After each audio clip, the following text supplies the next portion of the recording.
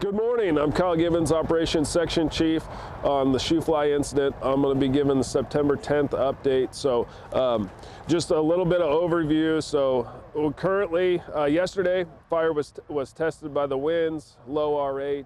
A lot of fires in the area, had issues due to the weather.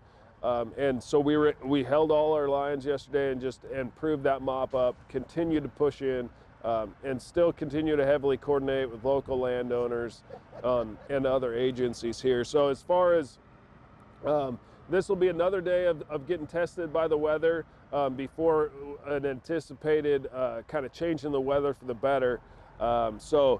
We'll just continue to increase containment on the shoe fly incident today. We don't expect to have any problems. Yesterday was kind of the real test, and we were able to just continue to increase containment. So we're currently sitting at 32%, and then we'll expect that to just continue to go up. So, and then what we're currently, we run a heavy night shift while we're catching fires. And so since we've caught this one, we feel pretty confident. We've started to roll those night shift resources onto days, and then we'll continue our mop up. So we try to only run that night shift as long as necessary, and then get those folks working day shift, and we'll just continue to work around the perimeter. So quick overview, Division Zulu, you see all the black line, we're feeling confident there. We still have, heat, 100 feet from the line in some areas, maybe a little bit farther.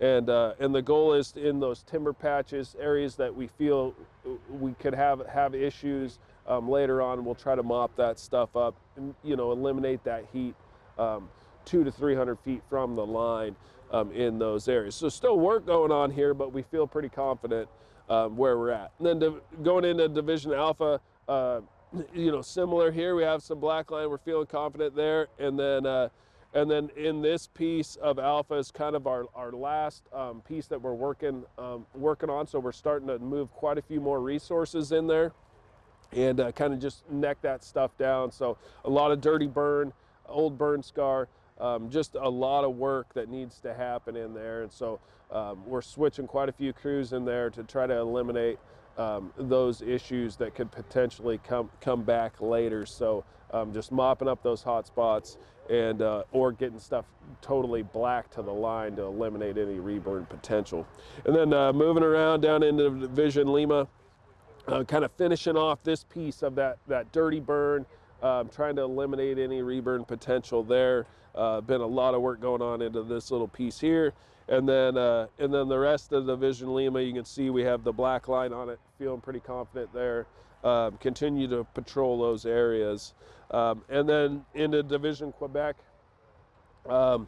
similar, there's a couple areas we're still working on as far as trying to eliminate some of the heat. And then also, like the dirty burn areas, focus in there with some crews. And then the whole fire is focusing on the areas that are a concern that could potentially have some reburn potential later, and then kind of shifting gears and starting to rehab some of the damage that we've done catching this fire. So if it's those dozer lines, kind of minimizing the berms, and then putting in some water bars in areas to kind of set up for this next weather event.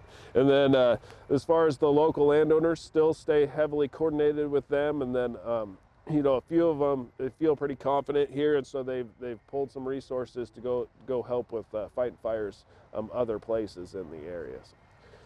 That's all I have for this morning. Thank you.